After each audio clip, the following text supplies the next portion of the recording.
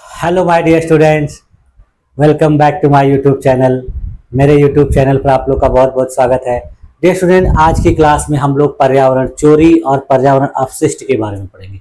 ये भी देखिए, दोनों पर्यावरण से संबंधित महत्वपूर्ण मुद्दे हैं जो इस समय पूरी दुनिया में देखे जाते हैं। खास करके जो पर्यावरणीय अपशिष्ट वाली जो समस्या है, ये काफ़ी जो है गंभीर समस्या है। क्यों? क्योंकि लोग जहाँ तहाँ जो है ऐसी चीज़ें जो हमारे इस्तेमाल करने के बाद बची रहती है उसको फेंक देते हैं, जिसकी वजह से क्या होता है कि बहुत सारे प्रदूषण फैलते हैं। कहीं पानी में फैलता है, कभी मिट्टी प्रदूषित हो जाती है, फिर कभी उसको जलाते हैं तो हवा प्रदूषित हो जाती है, और जिसकी वजह से फिर वातावरणीय प्रदूषण देखने को मिलता है। उसके बाद पर्यावरणीय चोरी क्या है कि इसमें पर्यावरण से संबंधित जो महत्वपूर्ण वस्तुएं हैं, जैसे वनों की चोरी, पानी की चोरी, खनिज पदार्थों की चोरी, ये सब इसकी तरह।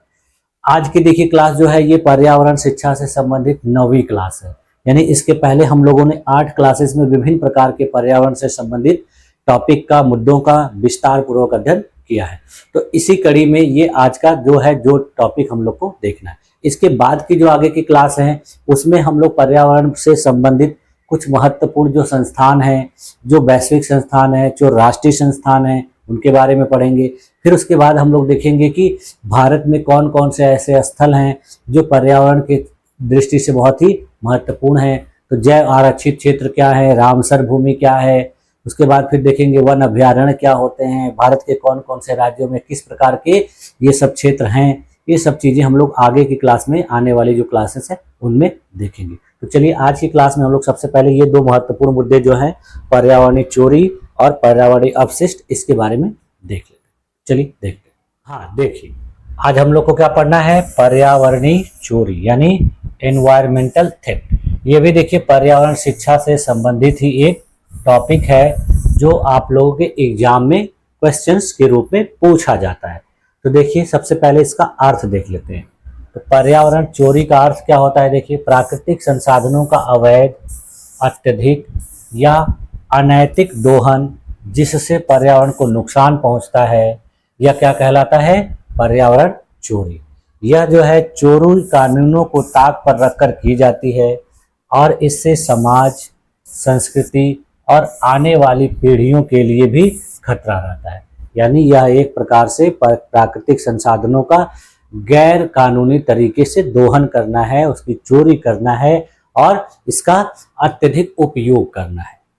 इसमें देखिए कितने प्रकार होते हैं, किस प्रकार का होता है पर्यावरणीय चोरी का जो टाइप्स होता है, यानी टाइप्स ऑफ एनवायरमेंटल थेफ्ट कितने प्रकार का होता है। तो देखिए पहला है कि अवैध रूप से वनों की कटाई, यानी illegal logging off environmental product, जिसमें देखिए सबसे पहले है वन।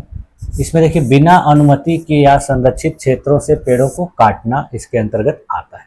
इसका उदाहरण देखिए, अमेजन में जंगलों की अवैध कटाई बहुत ज़्यादा तरीके से की जाती है। उसी प्रकार अपने देश में भी देखिए बहुत से ऐसे क्षेत्र हैं जहाँ पर जंगलों की अवैध कटाई की जाती है, जिसके वजह से क्या होता है, पर्यावरणीय संतुलन खराब होता है। उसके बाद फिर देखिए दूसरा है अवैध खनन, इलीगल माइनिंग। खनिज पदार्थों को देखिए गैर कानूनी तरीके से निकालना, जिससे जमीन और जल स्रोत दोनों बर्बाद हो जाते हैं। इसका उदाहरण देखिए अपने देश में झारखंड और छत्तीसगढ़ में कोयले और लोहे का अवैध खनन है। उसके बाद देखिए तीसरा है पानी की चोरी, वाटर थेफ्ट। इसमें देखिए नदी, झील या भूमिगत जल का अनुचित और अवैध तरीके से इस्तेमाल जो है शामिल होता है। इसका उदाहरण देखिए क्या है कि बड़े उद्योगों द्वारा गांव के जल स्रोतों का जबरन दोहन करना। जो बड़े बड़े उद्योग होते हैं वो क्या करते हैं, किसी ग्रामीण क्षेत्र के बगल में अगर स्थापित हो जाते हैं तो पानी का बहुत ज़्यादा इस्तेमाल करते हैं, जिससे वहाँ का भूमि जो जल स्तर है वो नीचे चला जाता है। इसके बाद फिर देखिए अगला है जैव विविधता की चोरी, यानी बायोपायरेसी। इसमें देखिए क्या होता है कि औषधि पौधे, बीजों और पारंपरिक ज्ञान का विदेशी कंपनियों के द्वारा गलत तरीके से उपयोग किया जाता है। इसका उदाहरण देखिए अपने देश में देखिए नीम, हल्दी और बासमती चावल के पेटेंट से रिलेटेड विवाद जो है अक्सर सुने जाते हैं। अब देखिए अगला है जमीन की लूट, यानी लैंड ग्रैबिंग। इसमें देखिए क्या होता है कि जंगल, कृषि भूमि या आदिवासी जमीन को बिना अनुमति या धोखे से हड़प लेते हैं कुछ लोग। तो ये जमीन की लूट के अंतर्गत। करता कौन है? विभिन्न प्रकार की औद्योगिक परियोजनाओं के लिए आदिवासी इलाकों की जो जमीन होती है वो जबरन अधिग्रहित कर ली जाती है और उनको वहां से विस्थापित कर दिया जाता है। तो ये सब समस्या किसमें आती है? जमीन की लूट। आप देखिए इससे क्या परिणाम सामने निकल के आते हैं, इसका क्या प्रभाव पड़ता है। तो इससे देखिए पारिस्थितिकी तंत्र को नुकसान पहुंचता है, जैव विविधता की हानि होती है, वनों की कमी और जलवायु परिवर्तन की समस्या शुरू हो जाती है, स्थानीय समुदायों का विस्थापन हो जाता है, आने वाली पीढ़ियों से संसाधनों की लूट होती है, यानी संसाधन इस समय ज़्यादा इस्तेमाल कर लिए जाएंगे तो आने वाली जो पीढ़ियां रहेंगी उनके लिए संसाधन कम बचेंगे। अब देखिए इसका क्या सॉल्यूशन है, समाधान क्या है। तो सबसे पहले क्या है कि पर्यावरणीय कानूनों को सख्ती से लागू किया जाए। जितने भी पर्यावरण संरक्षण से संबंधित कानून बनाए गए हैं उसका सख्ती पूर्वक लागू किया जाए। समुदायों को जागरूक और सशक्त बनाया जाए। जिस समुदाय के क्षेत्र में ये सब प्राकृतिक संसाधन है वहाँ के लोगों को सशक्त बनाया जाए, वो लोग उनकी रखवाली करें, उनकी देखभाल करें, तब जाके इस पर रुकावट लग सकती है। इसके अलावा देखिए टिकाऊ विकास को बढ़ावा दिया जाए, यानी प्राकृतिक संसाधनों का अंधाधुंध दोहन न किया जाए बल्कि बेहतर तरीके से टिकाऊ रूप से या सतत पोषणीय विकास के आधार पर उन्नति की जाए। इसके अलावा पारदर्शिता और निगरानी में सुधार किया जाए, यानी इन सब प्राकृतिक संसाधनों का जो खनन करना चाहिए उसमें पारदर्शिता होनी चाहिए, उस पर निगरानी रखनी चाहिए, अवैध तरीके से सब चीज़ों का इस्तेमाल नहीं होना चाहिए। तो ये सब था हमारा पर्यावरणीय चोरी के बारे में। अब फिर देखिए अगला जो टर्म है, टॉपिक है, वो है पर्यावरणीय अपशिष्ट, एनवायरमेंटल वेस्ट। देखिए ये क्या होते हैं? पर्यावरणीय अपशिष्ट वे अवांछित पदार्थ होते हैं जो मनुष्य की गतिविधियों के कारण उत्पन्न होते हैं और जो पर्यावरण को प्रदूषित करते हैं। यानी ये ऐसे अवांछित पदार्थ होते हैं जो मनुष्य की गतिविधियों के द्वारा उत्पन्न होते हैं और ये पर्यावरण को प्रदूषित करते हैं। ये अपशिष्ट देखिए जल को, वायु को, भूमि को और जीवों पर भी नकारात्मक प्रभाव डालते हैं, जिससे कई प्रकारों में वर्गीकृत करके इनको हम लोग देख सकते हैं। जैसे देखिए ये पर्यावरणीय अपशिष्ट के प्रकार। तो सबसे पहला देखिए क्या है? ठोस अपशिष्ट यानी सॉलिड वेस्ट। ये देखिए कहाँ से निकलता है? यह घरों से, दुकानों से, ऑफिस या कार्यालयों से, उद्योगों आदि से उत्पन्न होता है। इसका उदाहरण देखिए प्लास्टिक के बैग, टूटे हुए फर्नीचर, विभिन्न प्रकार के ई कचरा, जैसे देखिए मोबाइल, लैपटॉप, जो खराब मोबाइल होते हैं, जो लैपटॉप के पार्ट्स होते हैं, बनाने वाले जो रिपेयरिंग करने वाले होते हैं, वो देखिए इसको फेंक देते हैं जहाँ तहाँ। तो जो ई अपशिष्ट हैं जो उनको देखिए कुछ भागों में बांटा जाता है। जैसे देखिए अभी मैंने क्या बताया कि कंप्यूटर, बैटरी, CFL बल्ब जैसे इलेक्ट्रॉनिक आइटमों का समावेश जो है ई वेस्ट कहलाता है। इसको देखिए 3 भागों में वर्गीकृत किया जाता है। पहला क्या है? व्हाइट गुड्स के नाम से जाना जाता है। व्हाइट गुड्स का मतलब हो गया कि जो घरेलू उपकरण है वो, यानी हम लोग ऐसे इलेक्ट्रॉनिक सामान जो घर में उपयोग करते हैं, जैसे CFL हो गया, बल्ब हो गया, ये सब क्या है? घरेलू उपयोग वाले हैं, तो इनको कहा जाएगा व्हाइट गुड्स। दूसरा है देखिए ब्राउन गुड्स, जिसमें टीवी, कैमरा, वीडियो रिकॉर्डिंग वाला जो कैमरा होता है, ये सब किसके अंतर्गत आते हैं? ब्राउन गुड्स के। और तीसरा है देखिए ग्रे गुड्स। ग्रे गुड्स का मतलब है कि computer, printer, fax machine, scanner, ये सब जो है ई वेस्ट का तीसरा प्रकार है जिसको ग्रे गुड्स कहा जाता है। अब देखिए जो ई अपशिष्ट का हम लोगों ने देख लिया। अब देखिए अपशिष्ट का दूसरा प्रकार है, वो तो ठोस अपशिष्ट था। अब अगला है द्रव अपशिष्ट यानी लिक्विड वेस्ट। लिक्विड वेस्ट देखिए ये अपशिष्ट तरल रूप में होते हैं जो जल स्रोतों को प्रदूषित करते हैं। जैसे देखिए फैक्ट्रियों का गंदा पानी, घरेलू नालियों का पानी, तेल का रिसाव। देखिए बहुत से ऐसी जगह हैं जहाँ पर तेल का रिफाइनरी है, तो रिफाइनरी से तेल का रिसाव होता है, जल स्रोतों को प्रदूषित करता है, भूमि को प्रदूषित करता है। उसके अलावा फिर जैसे जो बड़े बड़े टैंकर से तेल आता है, विदेशों से आयात निर्यात होता है, तो उसका रिसाव समुद्र में हो जाता है, जिससे समुद्र के जो जलीय जीव हैं उनको नुकसान पहुंचता है। इसके बाद फिर देखिए कुछ गैसीय अपशिष्ट होते हैं, गैसियस वेस्ट। ये देखिए वायु को प्रदूषित करते हैं और मानव स्वास्थ्य पर बुरा असर डालते हैं। जैसे इसका उदाहरण देखिए वाहनों से निकलने वाला धुआं, कारखानों की चिमनियों से निकलने वाली गैसें जैसे कार्बन डाइऑक्साइड, सल्फर डाइऑक्साइड, ये क्या है? गैसीय अपशिष्ट है। इसके बाद फिर देखिए कुछ और खतरनाक अपशिष्ट हैं, हैजार्डस अपशिष्ट हैं। इनको देखिए, ये रासायनिक रूप से बहुत हानिकारक होते हैं और सीधे जीवन के लिए खतरा बन सकते हैं। इनका उदाहरण देखिए, जैसे अस्पतालों का जैविक कचरा, जिसे देखिए अस्पतालों में जो यूज किया हुआ इंजेक्शन है, खून लगी पट्टियां हैं, रेडियोधर्मी कचरा है, न्यूक्लियर प्लांट से जो निकलता है, तो ये सब चीज़ें क्या होती हैं कि जब किसी कचरे के स्थान पर फेंक दी जाती हैं तो इनसे भी बहुत ज़्यादा खतरा होता है, बहुत ज़्यादा नुकसान पहुंचाते हैं। देखिए पर्यावरणीय अपशिष्ट के क्या प्रभाव होते हैं। इनसे जल प्रदूषण होता है, नदी, झील, समुद्र में गंदा कचरा डालने से जल प्रदूषित हो जाता है। वायु प्रदूषण होता है, कारखानों और वाहनों से निकलने वाली गैसें हवा को दूषित कर देती हैं। इससे भूमि प्रदूषण होता है, कचरे को जमीन पर फेंकने से मिट्टी की उर्वरता घटती है। इससे देखिए स्वास्थ्य पर प्रभाव पड़ता है। इन अपशिष्टों के कारण विभिन्न प्रकार की बीमारियां फैलती हैं, जैसे सांस की बीमारी, त्वचा रोग, कैंसर इत्यादि। इसका उदाहरण देखिए, अपने देश की राजधानी दिल्ली में दिवाली के बाद देखिए वायु प्रदूषण का स्तर बहुत ज़्यादा बढ़ जाता है, क्योंकि लोग पटाखे जलाते हैं जिससे खतरनाक गैसें हवा में मिल जाती हैं, और यह पर्यावरणीय अपशिष्ट का एक उदाहरण है। दूसरा उदाहरण देखिए, गंगा नदी में कारखानों का गंदा पानी छोड़ा जाता है, जिससे जल प्रदूषित होता है और जलीय जीवों की मृत्यु हो जाती है। यह जल अपशिष्ट का एक उदाहरण है। अब इसका देखिए समाधान क्या है। पहला समाधान क्या है कि इसको पुनर्चक्रण के द्वारा नष्ट कर देना चाहिए, पुनर्चक्रण किया जाना चाहिए, रिसाइकलिंग करनी चाहिए, कचरे का सही प्रबंधन करना चाहिए, सार्वजनिक जागरूकता फैलानी चाहिए, सरकारी नियमों को सख्ती से लागू करना चाहिए। इतने सारे कार्य करके इन अपशिष्टों को हम लोग क्या कर सकते हैं, प्रदूषित करने से पर्यावरण को बचा सकते हैं। इसके अलावा देखिए पर्यावरणीय अपशिष्ट के निपटान की कुछ प्रमुख विधियां हैं, जिनसे संबंधित भी एग्जाम में क्वेश्चंस पूछे जाते हैं। देखिए पर्यावरणीय अपशिष्ट के निपटान की विधियां, यानी method of disposal of environmental waste.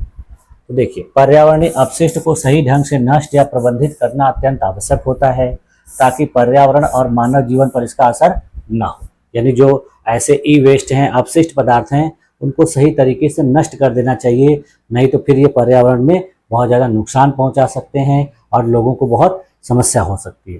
तो देखिए इसके लिए कई प्रकार की विधियां अपनाई जाती हैं, जिसमें देखिए पहली विधि है भूमि भराव, जिसको इंग्लिश में लैंड फिलिंग कहा जाता है। इस विधि में देखिए क्या होता है कि कचरे को जमीन में गड्ढा खोद कर दफना दिया जाता है, और यह एक प्रकार की सामान्य विधि, यानी किसी कचरे को निपटाने की सबसे सामान्य विधि है। लेकिन इसका भी देखिए कुछ हानि होता है, कुछ नुकसान होता है। पहले इसका उदाहरण देख लीजिए कि शहरों के बाहरी क्षेत्रों में बड़े बड़े लैंडफिल साइट होते हैं, जहां घरेलू और ठोस अपशिष्ट डाले जाते हैं और उनको ऊपर से ढक दिया जाता है। इसका देखिए लाभ क्या होता है कि यह सरल और सस्ती प्रक्रिया होती है, बहुत ज़्यादा खर्चीली नहीं होती है। लेकिन इससे हानि भी होती है। हानि क्या होती है कि ये भूमि प्रदूषण को बहुत ज़्यादा बढ़ाता है, यानी भूमि प्रदूषण का खतरा होता है। इसके अलावा इससे देखिए दुर्गंध आती है और विभिन्न प्रकार की बीमारियां भी फैल सकती है। यानी जिस स्थान पे इस कचरे को जमीन में दबाया जाता है, ढका जाता है, तो वहाँ की जो है भूमि प्रदूषित हो जाती है, कचरा रिस कर जमीन में जाता है, और जमीन में जाने के बाद फिर जो वहाँ के भूमिगत जल होता है उसको प्रदूषित कर देता है, और अगल बगल के जो लोग रहते हैं वो दुर्गंध से परेशान होते हैं और बीमारियाँ फैलती हैं। दूसरा देखिए तरीका है दहन विधि, जिसको इंसिनरेशन कहते हैं। इसमें देखिए क्या किया जाता है कि कचरे को बहुत अधिक तापमान पर जलाया जाता है, ताकि वह राख में परिवर्तित हो जाए। इसका उदाहरण देखिए, अस्पतालों का जो जैविक कचरा होता है अक्सर इस विधि से ही नष्ट किया जाता है। इसका लाभ क्या है कि इससे क्या है कि भारी मात्रा में कमी आ जाती है और खतरनाक कचरा जो है नष्ट हो जाता है। लेकिन इससे देखिए हानि भी होती है। इससे वायु प्रदूषण होता है, और यह एक प्रकार की महंगी तकनीक है, यानी इसमें हाई टेम्परेचर पर किसी चीज़ को जलाने के लिए इसमें खर्च ज़्यादा लगता है। देखिए अगली जो विधि है वो पुनर्चक्रण है, जिसको रिसाइकलिंग कहते हैं।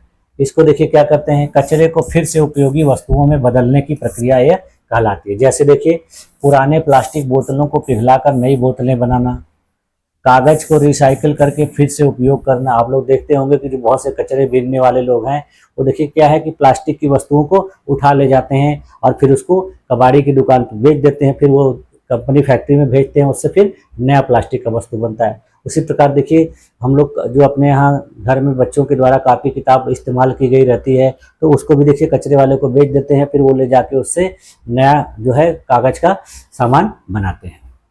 इससे देखिए लाभ क्या होता है, इससे संसाधनों की बचत होती है और प्रदूषण में कमी आती है। लेकिन इससे हानि भी है, हर सामग्री को रिसाइकल करना संभव नहीं, यानी हर प्रकार की सामग्री रिसाइकल नहीं हो सकती है।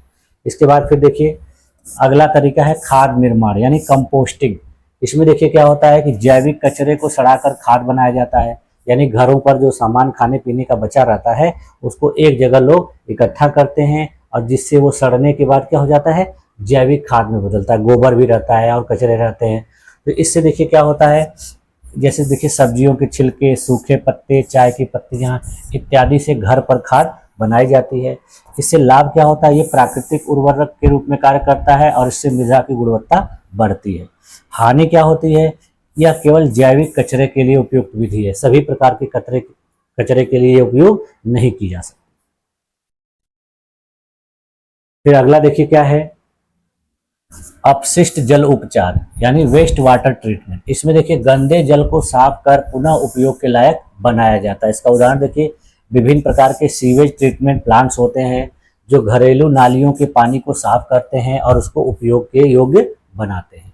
इसका लाभ क्या है कि यह जल प्रदूषण में कमी लाता है और इससे पानी की बचत होती है। हाँ, इसका हानि देखिए क्या है, एक महंगी विधि है और यह तकनीकी रूप से बहुत ही जटिल है।